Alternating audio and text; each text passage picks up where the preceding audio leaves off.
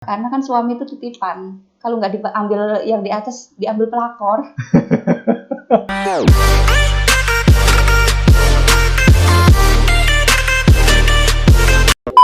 Baik pemirsa, kembali lagi bersama saya Lisna Purnawan di From Zero to Hero FZTH Channel, ngobrol ngalor ngidul jejaring hebat untuk manfaat. Nah, baik pemirsa, kali ini kita kedatangan tamu yang istimewa, yang begitu cantik dan mempesona. Beliau adalah Mbak Siputianti. Ya, Siputianti betul ya, Mbak? betul. Saya akrabnya panggilnya Mbak Iput. Nah, beliau ini adalah seorang wanita yang energik dan wanita yang punya karakter dan kepribadian yang baik. Beliau adalah seorang sosok wanita pekerja keras dan terus mengedukasi orang supaya orang itu sadar tentang keterjaminan hidup. Beliau adalah aktivitas harinya apa, terus kegiatannya apa, asal dari mana kita kuat beliau di From Zero to Hero FZTH Channel. Nah, terima kasih Mbak Iput sudah hadir di studio kami di FZTH From Zero to Hero. Nah, saya ingin ngobrol ngalor ngidul, ngobrol apa adanya. Mbak Iput ini latar belakangnya dari mana? Aslinya tuh dari mana Mbak Iput ini? Asli saya dari Sukoharjo. Lebih tepatnya di kampung sih. Di mana tuh Mbak? Di daerah Solo.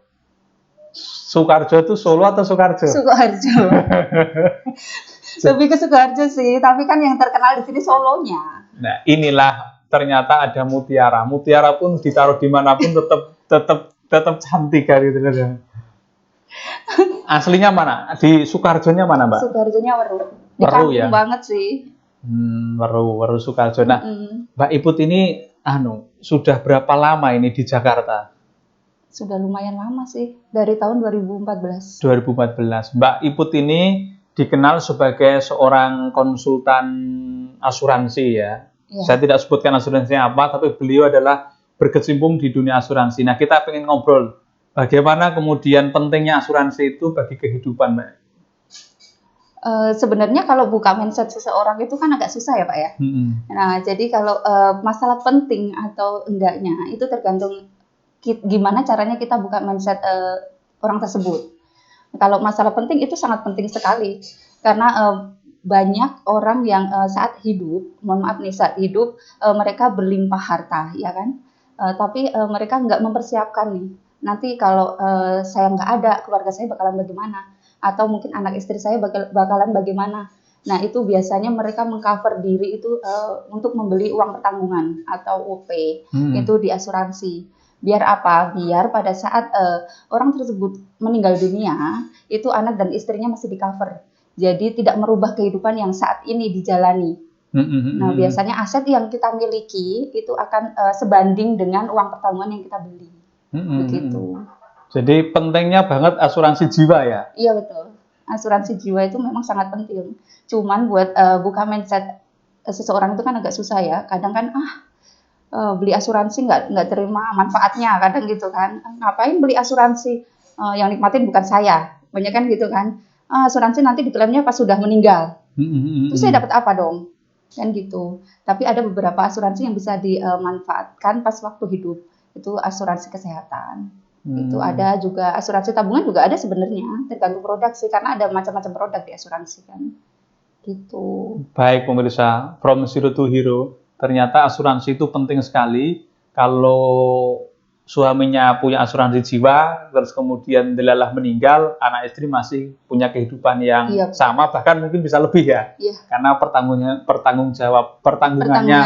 itu ada. Nah, ngomong-ngomong asuransi, Mbak, ini kan sudah kita ngobrol soal pentingnya asuransi. Nah, asuransi itu ada berapa jenis, dalam artian yang di cover itu apa saja? Yang Mbak Iput lakukan selama ini apa?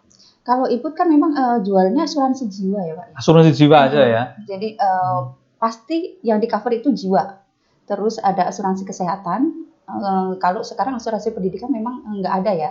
Jadi lebih ke sifatnya saving, ke tabungan. Jadi tergantung sih apa kebutuhan nasabah. Jadi kita akan kembalikan lagi ke nasabah nih. Nasabah butuhnya apa? Otomatis kan kita korek dulu dong, nasabah nih butuhnya apa nih, jadi kita arahkan untuk beli asuransi apa, jangan asal beli gitu. Gitu. Kalau pengalaman, Mbak, pengalaman yang menarik apa selama menjadi konsultan asuransi selama ini? Banyak sih. Banyak juga diomel-omelin nasabah. Diomelin aja. Tapi kan dapat Banyak. Banyak sih yang saya dapat dari asuransi.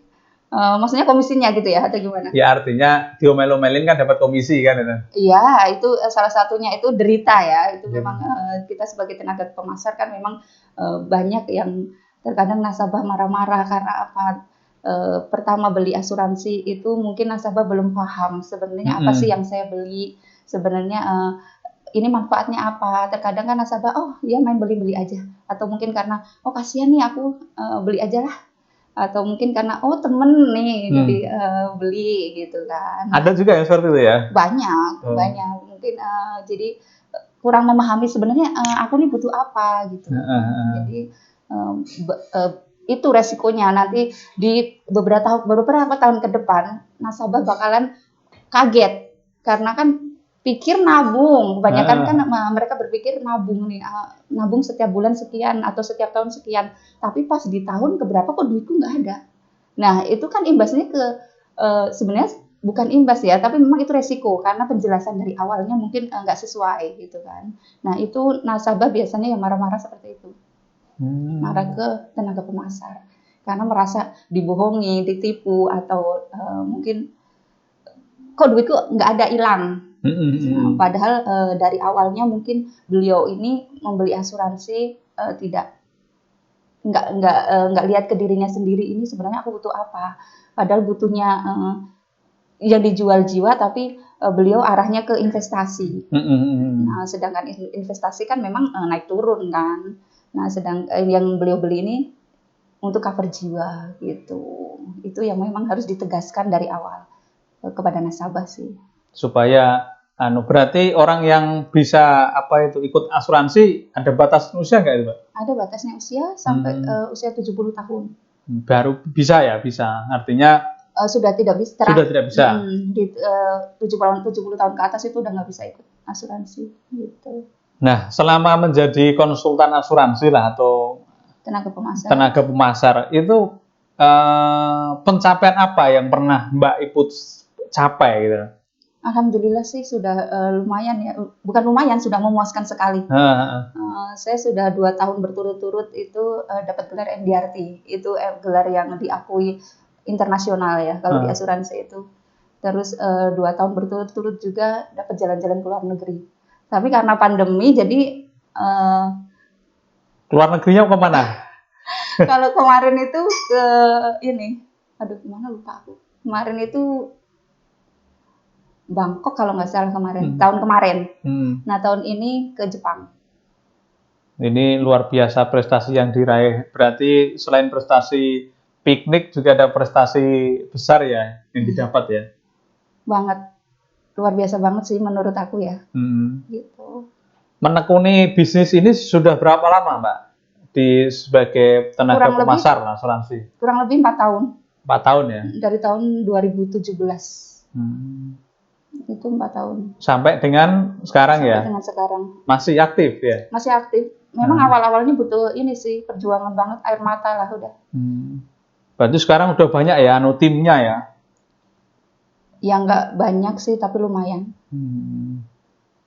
Terus ini kan beliau ini From Zero to Hero kali ini cukup menarik. Seorang perempuan yang aktif sebagai tenaga pemasar. Nah tentu kan di dalam proses kehidupan ini kan ada beberapa kendala, ada kesulitan dalam menjalankan proses ini. Nah, perlu kemudian kita tanyakan, adakah kesulitan-kesulitan yang menghambat, terus kemudian apa yang membuat jenengan terus bertahan sampai kemudian sampai dapat gelar MDRT ya?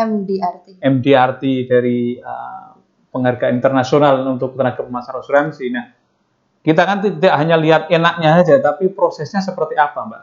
Terus kendalanya apa? Terus bagaimana mengantisipasinya? Prosesnya sih luar biasa. Jadi memang kan pencapaian itu nggak seketika langsung kita dapat ya. Pasti ada sedih-sedihnya. Ada ini awal-awal juga. Tangannya karo gini loh. Enggak apa-apa gitu. Orang apa karo gini lah. Ini selalu gini-gini. Awal-awalnya sih susah-susah dulu dong. Pernah yang namanya ngerasain nggak gajian sama sekali itu pernah. Dulu waktu pertama-pertama itu nggak bener-bener nggak dapat gaji sama sekali itu pernah. Gajian 100.000 juga pernah. Nah, itu kan proses. Sampai saat ini tuh semua butuh proses, butuh inilah untuk apa tadi mengantisipasi. Ya artinya kan tentu ada banyak kendala. Bagaimana menyemangati diri kita? Hebatnya kita itu bukan komparasi diri kita dengan orang lain, tapi hebatnya kita itu adalah bagaimana kita mengalahkan rasa takut, rasa malas dalam diri kita gitu loh. Iya, semua itu balik lagi sih ke diri kita sendiri karena kebutuhan. Karena kebutuhan, karena dapur sih. Dapur lebih ini penting. Ada perut yang harus diisi. Motivasinya apa yang kemudian kok membangkitkannya itu? Selain itu tadi, selain kebutuhan dapur itu. Anak-anak sih. Yang aku harus bisa gitu ya? Enggak, justru kalau Iput sendiri mikirnya lihat ke orang yang sudah sukses dong. Lihat orang yang sudah mereka bisa sukses sendiri di asuransi. Kenapa kita enggak? Itu bangkitin diri sendiri lagi. Kalau mereka bisa, kenapa kita enggak? Orang kita sama-sama makan nasi ya enggak sih? Kita sama-sama dikasih 2 kaki, sama-sama dikasih 2 tangan, 1 mulut. Kalau mereka bisa, kenapa kita enggak? Paling gitu aja. Sama udah motivasi kan anak-anak. Mau nyenengin anak-anak udah. Untuk membangkitkan tadi ya, ketika ada rasa jenuh kan. Kan tadi pernah gajian 100.000 ya? Iya, pernah gajian bahkan pernah nggak gajian sama sekali. Pernah ya? Nah. Tapi saya yakin sekarang sudah gajinya udah banyak ya? Iya, alhamdulillah 2 digit. Masya Allah, ini cukup menarik ini. Berarti kita doakan supaya nanti bisa 3 digit. Amin. Di atas 100 juta berarti ya? Ngeri. Di atas 100 juta, ya. Ini ngeri. Ini cukup hebat sekali bahwa seorang perempuan pun juga bisa punya gaji di atas 100 juta ya ternyata. Harus bisa dong. Emang ada perbedaannya laki-laki sama perempuan ya? Sebenarnya nggak ada, tetapi bukan diskriminasi gender ya, tetapi paling tidak ini memotivasi kita bahwa banyak sekali potensi yang hebat kalau kita mau membangkitkan diri kita. Sebenarnya kalau mau lari itu lebih cepetan perempuan sih daripada laki-laki. Kenapa begitu? Menurut Iput perempuan itu akan lebih semangat daripada laki-laki. Banyak laki-laki yang Iput temuin ini jadi kenapa ini? Menurut Iput sih, tapi mungkin nggak semua laki-laki. Perempuan itu kalau sudah mau lari 5 langkah di depannya laki-laki pasti. Lebih kenceng ya? Lebih kenceng. Laki-laki itu. Ada pecutan apa ini kalau biar larinya kenceng ini? Loh, perempuan itu apalagi kalau sudah jangan remehkan perempuan loh. Perempuan itu tuh luar biasa. Bukan karena Iput perempuan ya, tapi banyak perempuan di luar sana itu malah justru punya penghasilan lebih dari laki-laki. Gitu. Nah, inilah pentingnya emansipasi bahwa profesi apapun, mau laki-laki mau perempuan sebenarnya punya kesempatan dan potensi yang sama. Tetapi saya cukup bangga punya bintang tamu yang narasumber yang hebat. Menurut saya hebat karena apa? Mampu membagi waktunya untuk kepentingan bisnis di tenaga pemasaran asuransi dan sebagai seorang ibu rumah tangga. Bagaimana membagi dua waktu ini, Mbak? Sebenarnya kalau membagi waktu juga menurut Iput sendiri waktu ke anak-anak kurang sih. Tapi kan bagaimana kita kasih pengertian buat anak-anak. Kalau bahkan anakku tuh ngefans loh sama aku. Justru ngefans sama ibunya. Iya. Anaknya berapa kalau boleh 2. Cewek semua. Justru anakku yang pertama itu ngefans banget sama aku. Ngefansnya gimana nih? Ada cerita. Jadi di sekolahan dia itu disuruh artis siapa gitu loh. Artis siapa yang lagi digandrungi saat ini. Disuruh nyatet gitu kan. Anakku tuh nulis siapa? Mama. Betul, ini benar, kejadian benar. Jadi lebih ngefans ke aku, anakku tuh. Jadi sebenarnya bukan kalau masalah membagi waktu pasti susah dong. Anak-anak tuh pasti kalau orang tuanya dua-duanya bekerja itu pasti waktu sama orang tua itu sedikit banget. Dan mungkin malah cenderung Mungkin mereka pengen diantar jemput mamanya atau diantar jemput papanya, dan mungkin anakku tuh salah satu anak yang setiap hari nggak pernah diantar jemput mamanya. Nah, kalau masalah membagi waktu kurang sih menurut aku tuh buat ngasih waktu ke anak-anak. Tapi bagaimana kemudian ini bisa seimbang gitu loh? Kasih pengertian ke anak-anak. Gimana caranya biar mereka tahu, oh ini mama lagi di luar tuh ya cari duit lah, gitu. Buat siapa sih? Buat kakak, buat adik, gitu dong. From zero to hero. Nah, ternyata bahwa seorang ibu rumah tangga itu juga bisa berkarir di tenaga pemasar seperti ini dan bisa sukses. Nah, boleh diberi menurut Mbak Iput bagaimana ketika kemudian seorang ibu rumah tangga atau perempuan membagi waktunya, motivasinya atau pesan kehidupannya terhadap semua pemirsa From Zero to Hero. Maksudnya pesan kehidupan buat ibu-ibu rumah tangga ataupun teman-teman kaum perempuan untuk bisa membagi waktu dan karirnya. Kalau menurut Iput sih membagi waktu ya. Kalau membagi waktu, karena kalau membagi waktu ya itu tadi yang kita kasih pengertian kepada anak-anak. Cuman kalau untuk pesannya, menurut Iput sebagai seorang perempuan itu kita harus punya penghasilan sendiri. Kenapa harus punya, Mbak? Harus punya penghasilan sendiri. Sebagaimanapun suami kita itu kasih nafkah, walaupun dicukupi, itu kalau bisa kita bisa punya penghasilan sendiri. Karena kan suami itu titipan. Kalau nggak diambil yang di atas, diambil pelakor. Kalau diambil pelakor. Iya, kan suami itu titipan. Kalau nggak diambil yang di atas, diambil pelakor. Udah, jadi kita harus kuat dulu dong. Kita harus memang sudah jaga-jaga lah ya. Kalau sewayah-wayahnya nanti suami diambil pelakor atau diambil yang di atas, kita tuh udah punya penghasilan. Kita udah kuat. Gimana caranya kita ngerangkul anak-anak. Udah, gitu aja. Ini cukup menarik sekali. Ternyata harus punya antisipasi dalam kehidupan ini, dalam rumah tangga. Jangan sampai suami kita diambil oleh Tuhan atau diambil oleh pelakor, kemudian kita tidak bisa bertahan. Nah, ini penting sekali membangkitkan ini, Mbak Ibu. Iya, kalau diambil Tuhan udah pasti dong. Cuman duluan kita atau suami ya kan. Kalau diambil pelakor ini yang harus diantisipasi. Gitu ya? Iya dong. Nah, dengan pencapaian yang sudah ada saat ini Mbak Iput yang dilakukan ini dan sebagainya, nah masih ada fitur, harapan, mimpi apa lagi dalam kehidupan Mbak Iput untuk kebermanfaatan diri, terutama diri, keluarga, dan orang lain, Mbak? Kalau mimpi otomatis masih banyak ya mimpi yang mau Iput capai, cuman Iput cuman punya keinginan, maksudnya keinginan dalam hati lah ya, tapi pengen Iput wujudkan. Paling tidak punya rumah satu-satu buat anak-anak. Gitu ya. Padahal rumahnya sekarang sudah 2 ya. Masih kurang 1 lagi gitu ya. Khusus buat mereka dong. Ini kali buat mamanya sama papanya ya kan.